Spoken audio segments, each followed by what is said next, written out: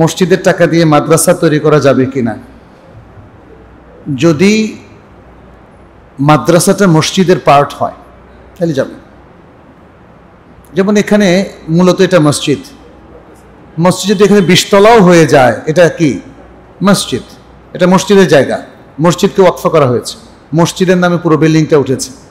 এখন 20 তলা হইল বা 10 তলাই হইল, তো মসজিদে মুসল্লি হয় 2 তলা পর্যন্ত, বাকিগুলো কি খা করবে? বাকিগুলোতে মাদ্রাসা বানালে কোনো অসুবিধা আছে? সুতরাং মসজিদের জায়গায় মাদ্রাসা হতে কোনো অসুবিধা নেই।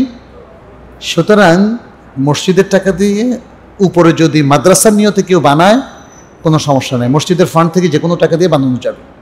কিন্তু যদি এই মসজিদে মাদ্রাসা না বানিয়ে দূরে একটা মাদ্রাসা বানানোর কেউ নিয়ত করে, তখন এই মসজিদের ফান্ডটা, যেটা মসজিদকে এক্সপান্ড করার জন্য গ্রহণ করা হয়েছিল, সেই ফান্ডটা ওই মসজিদে ওই মাদ্রাসায় স্থানান্তর করা যাবে না। বরং মানে নিয়ম ফলো না করে, নিয়ম বলতে একটা মসজিদ তৈরি করার পরে কিছু ফান্ড অতিরিক্ত আছে, কি করবে? মানুষ দিয়েছে মসজিদ বানানোর জন্য, তাহলে সেটাও নিয়ম ফলো করে অন্য মসজিদে স্থানান্তর করা যাবে।